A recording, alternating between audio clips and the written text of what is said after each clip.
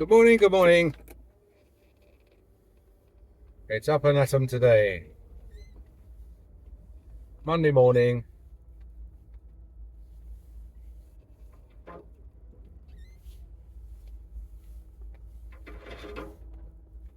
Let's go the windy way. Seeing as it's not frosty.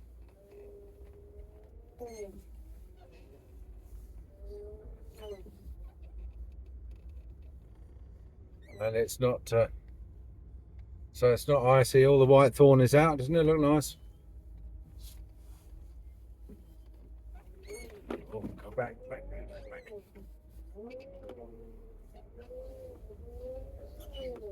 Yeah, if you look on the side there, you'll see white.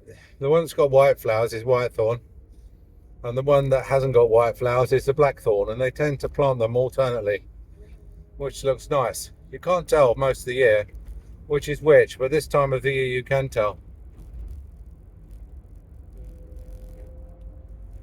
So, I hope you're well. I'm sure you are.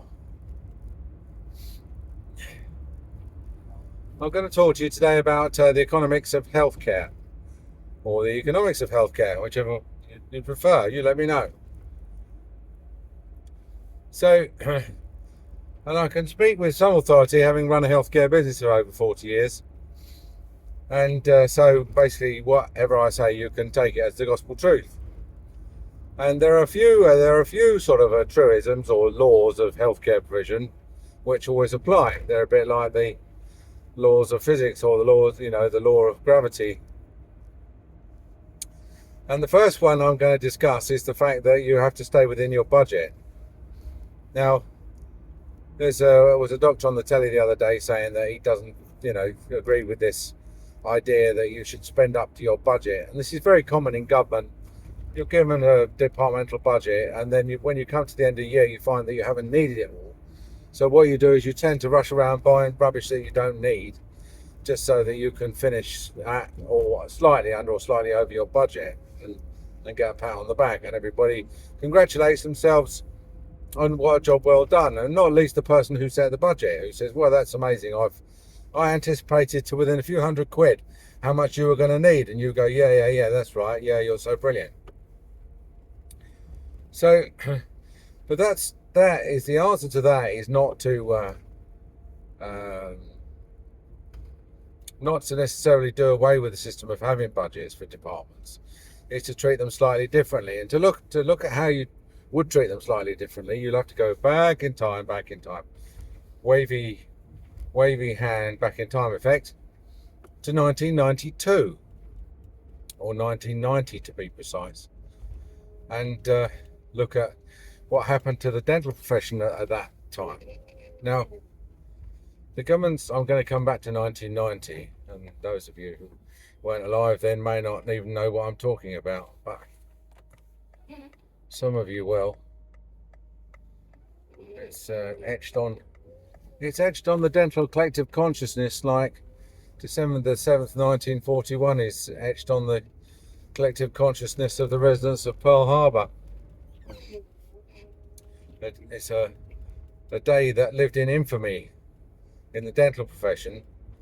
What happened was that the dental profession overshot its budget because we were too industrious and too productive and did too much of what we were being asked to do. So we're talking about budgets, right? And let's give you a simple example. Supposing that the government is paying £100 a filling, and they tell you that you've got £10,000 in your budget for fillings, which is 100 fillings. But then over the course of the year, you find that more people need fillings than was anticipated, say 110. So what happens is that you end up going over budget. And then you go back to the government and you say, look, I've gone over budget. I've spent £110,000 instead of 100,000. So give me the money. And the government says, well, that wasn't what we agreed. We only agreed £10,000 budget. But you say, well, look, yeah, but you underestimated the need. And I've covered your ass, by doing the extra work. And I've done it on credit because you haven't paid me for it. And now you need to pay me for it. Now, normally that was how as far as it got, and the government then found the money by printing more money or jigging stuff around, whatever. But in 1990, the government decided that they were not going to that they were going to cut the fees for dentists, and I think they cut them by 7%, if I remember correctly. And the dentists were really annoyed because they had done the work. They expected more over the top, an increase in their incomes as a result. They'd already incurred all the expenses and everything, and the government then turned around and said, "No, you've over-earned for this year, and so we're going to cut you back to what you would have paid if you'd done the right amount of work." Now, believe it or not, that is actually probably the right way to deal with it. But the flip side of that coin is that if you do the required amount of work and you spend less than the budget, then you should be allowed to keep the difference.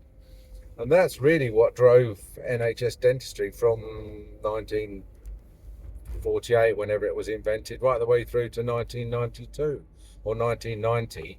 The reason why I mentioned those 2 years is 1990 was when they had the fee cut. At 1990, I think, was when they brought a new contract in. And then 1992 was when we went over budget and had the fee cut, and that really is the start of all the modern problems of dentists not working on the NHS. But of course, modern, in 2025. Now, who wants to go back 33 years to hear that the seeds of the whole disaster started 33 years ago? And nobody believes that anyway. I mean, it's true, but nobody believes it. It's like, no. It must have been something that happened in the last year or two. So you can't give £10 notes away for a fiver and expect people to like it when you terminate that arrangement. And government elections are what Irwin Schiff, father of Peter Schiff, called an auction of promises, by which he meant that the government at election time, the one candidate would say, "Well, if you elect me, I will give you X," and if the other candidate, they say, "Well, if you elect me, I'll give you X plus 1," and then the first candidate will say, "Well, forget X plus 1, I'll give you X plus 5," and the whole point is that they're just giving away future benefits in return for being elected. And everybody, it's true, everybody looks at what they're going to get out of it, from the election. It's like the, is it Homo economicus it's called? The guy, everybody makes decisions from a economic point of view based on their own personal self-interest. Oh, this is typical.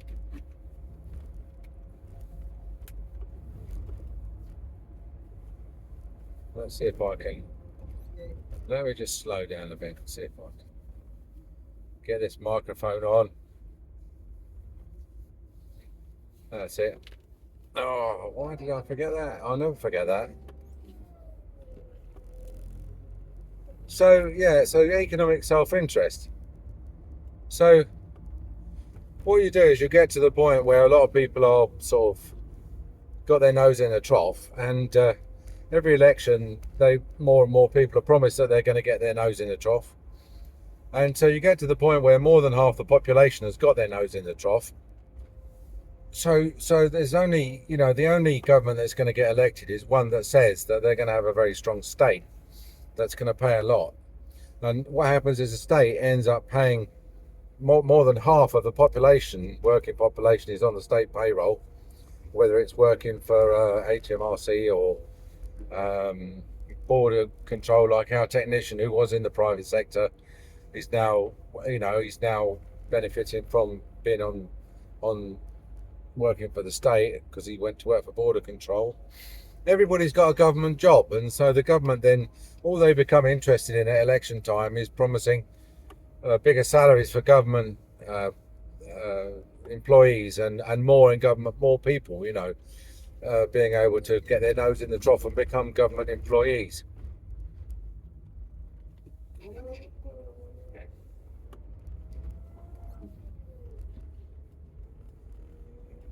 So They rely on, so they're paying half the population themselves, and then they're relying on the other half to create the money, the wealth, to pay the whole, the country as a whole. And the private entrepreneurs have to pay themselves, and they have to pay for the state. And eventually the whole thing gets top heavy. You can't carry on doing that. The government can try and print the difference, try and make up the difference by just printing, but underneath it all is the market. The market is the strongest thing. The market forces are the strongest thing, and they're stronger than any communist or any socialist or any collectivist or any otherist. Ultimately, market forces will determine that things go the way that they need to go. I mean by, if you've got 10 credit cards and you're trying to take out 2 more credit cards to pay the interest on the 10 credit cards you've already got, sooner or later the banks are going to say, look, I'm sorry, I'm not interested in lending you any more money or giving you any more credit cards. And that's what happens. This is what the bond market is. The bond market is the government's credit card. They print bonds which are IOUs, so pay a certain amount of interest, and then they try and sell them on the open market. And if nobody will buy them on the open market, then the Bank of England will buy them as the buyer of last resort. It's quite amusing because everybody says, "Oh, the Bank of England is a lender of last resort." So if you can't, if the economy is short of cash, and people need money to invest in things which are economically sound, then they always finally look to the Bank of England to create a bit of money so that they can get on and do business. But in fact, in the last sort of, since 1971, what's happened is all the central banks, the Federal Reserve and the Bank of England, have become the buyers of last resort. And what they are is the buyers of government debt. Oh, yes. Look at this. This is all going very well. Yes. Just indicate that we're going off.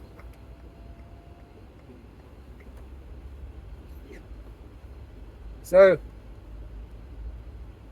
a couple of things happen. First of all, nobody wants to buy your bonds anymore, and so the interest rates, because the price of the bond goes down, then you get relatively high interest rates on them because they're not worth much. The interest rate is constant, and so if the value of the bond goes down, the interest that's paid on that bond is fixed. It goes up. So then the government then starts paying much higher interest rates because the risk basically has gone up. A risk of, nobody wants government debt anymore because it's too risky. And the interest rate goes up, which means they have to pay a higher interest rate. And also because nobody wants their money, the value of the money starts to drop. So you get like everybody's selling dollars or everybody's selling pounds. And you get high inflation. So how has this got to do with debt, budget debt? Well, what? Let's just tie this all together, okay? I've given you all the elements. Let's tie it all together. You've got underneath it all capitalism. Capitalism says that you cannot carry on giving away £10 notes for a fiver indefinitely. Funnily enough, you can do it for a long time. The government did it in NHS dentistry for most of my practicing career. And to my detriment, instead of being paid the market rate for what I trained for, I was competing with people who were being subsidised and who chose to subsidise the state sector. Fortunately, that's pretty well finished now.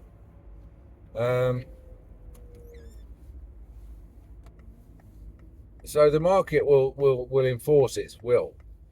And sooner or later, the government is going to have to come to terms with the fact that it can't run a negative budget. It can't spend more than it earns every year, or more than it earns and more than it can borrow, plus more than it can print. So there has to be a reckoning, and there will be a reckoning, and there is being a reckoning.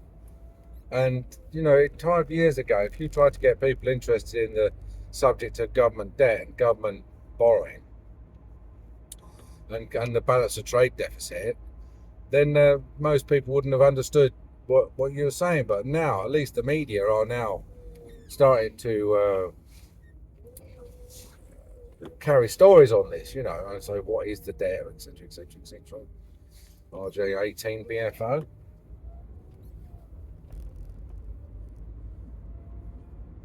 And but the fact that it's suddenly come to their attention does not necessarily mean that it's a soluble problem. It's not soluble. No, it's not. I'm sorry to tell you this, but it's not soluble. The problem is mathematics. It's not that there's no political will, although there never has been any political will, and there isn't any political will to do what needs to be done.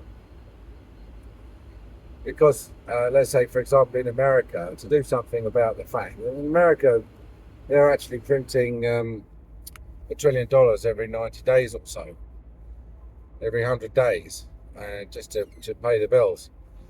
And you can't, the maths of that is, to save $1 trillion every 90 days out of their budget, they'd have to do something like either withdraw from all their bases worldwide, or make drastic cuts to their Medicaid, or drastic cuts to their Medicare, or drastic cuts to their Social Security, or drastic cuts to their state pensions and stuff like that. And they're already 33 trillion, I think, in the whole, as far as overdrawn, plus that, and that doesn't include all the, that's just the central government, the federal government. That's without including things like the Social Security debt and stuff like that they owe, So that's not conducive. That's not conducive to a solution. It's not amenable to a solution. It's mathematically impossible. Despite what DOGE is saving, the odd 10 billion here and there, that's nothing. That's a drop in the ocean compared to the size of the problem. It's almost a panacea. It certainly needs doing, but it's not going to solve the problem. I'm not willing to say it's just like a PR exercise, because it's not. They are actually doing stuff, but is it likely to solve the problem that it was designed? It's really just attacking obvious government bloat and trying to perhaps slow down the rate at which the government increases the budget. So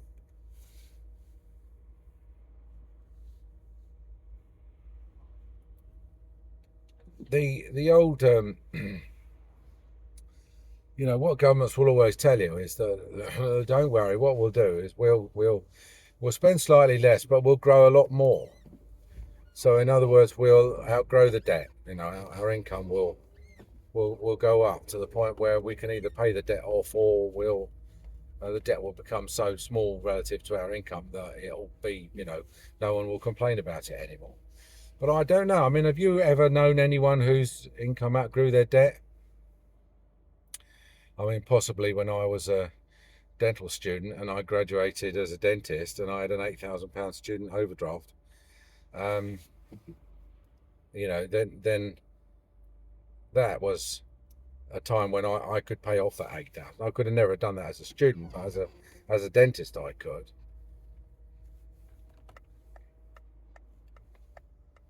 But not governments really. Not this government in particular. Oh, thanks for indicating. 2 from the left. He's turning right.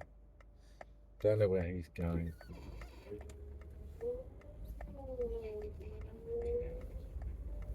That little white car could have gone, couldn't she? Too hesitant. Never mind. No, you can't. I don't know any country that's where their productivity and efficiency and growth has really, over any period of less than about 30 years. I know we paid off the debt from the Second World War, which the Americans very kindly lent us all the money necessary to fight the Second World War. And we finished paying that off in 2006, right? So that's like 60 years later. It's not. So Mrs. Angry said to me this morning, how's it all going to finish up? And it's not going to end well. But, and it's going to end in the way that every single government has always ended, that has overprinted their money.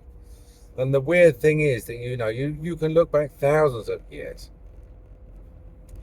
You can look back to almost any major civilization to see how it ends. It tends to end in anarchy and chaos on the Dark Ages. I'm going to have to put the blower on because this windscreen is absolutely shocking.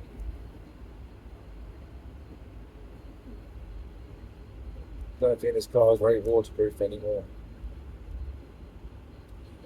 So what the government's doing is it's trying to make some sort of an attempt to balance the budget but then the trouble is what happens is they're attacking entitlements now.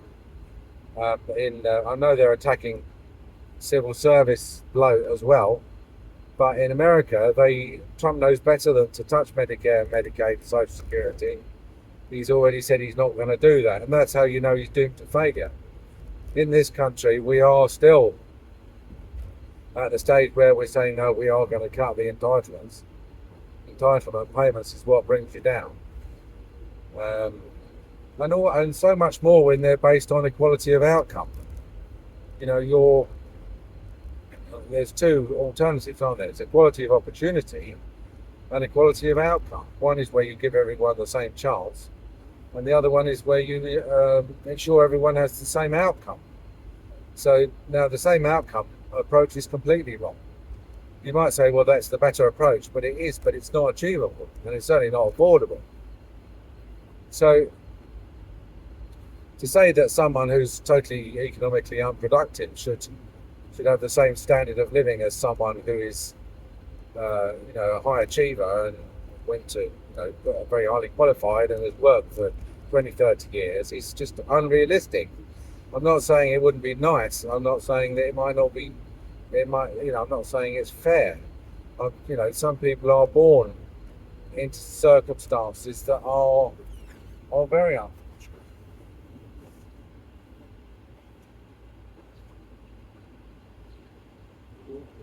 As a dentist, when you're doing medical history, you get people coming in and they've got all sorts of chronic conditions that are genetic, perhaps in most cases.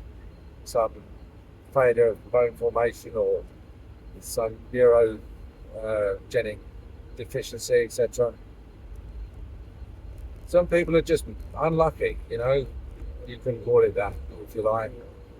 Statistically, ended up with a handicap that you and I don't have. But to say that you're going to achieve equality of outcome for them is unrealistic.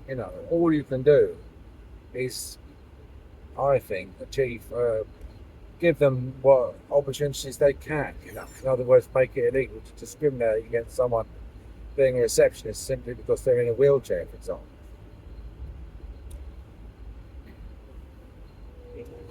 Now, the government, if they were more sensible, what they would do is they would be taking the chance to say, look, what we're doing is we are, as a country, we're living beyond our means, and that can't continue. Therefore, we have to bring the budget into balance. And that's what the government did in 1990. They said to the dental profession, you've overspent on the health budget. We're going to bring the budget into balance. And, I'm sorry if that produces a period of intense pain, then so be it. And it did. And that period of intense pain was so intense that it led to a lot of dentists leaving the health service. And it was so prolonged that its effects are still being felt now. But if the government can't afford a dental service to the sort of standard that everyone would like, then the public are not going to get that dental service, are they? It's just equality of outcome. You know, you can't make the NHS as good as what might be achieved in the private sector.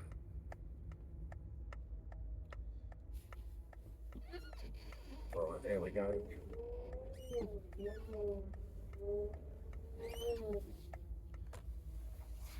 So if you're wondering how to sort of think about all these cuts in the public sector money, then you just got to think to yourself, you have to balance the budget. It has to be balanced. All the charities will have to take up the slack. That's what happens in other countries, and it could happen in this country. You have to go back to the situation that status quo ante, which is, I would say, having lived through. I was born in a time when there were no computers, there was no photocopiers, there was no faxes. We managed all right. We lived okay. Do you know what I mean? Everyone was fine. We were happy. We were certainly thinner, but we didn't care. We painted all our houses orange. Now everything's black. Everyone's pissed off. They got 10 times as much as they used to have, and they're still pissed off. There's a lesson there somewhere. All right, lovely. Nice to talk to you. I'll talk to you soon. Bye.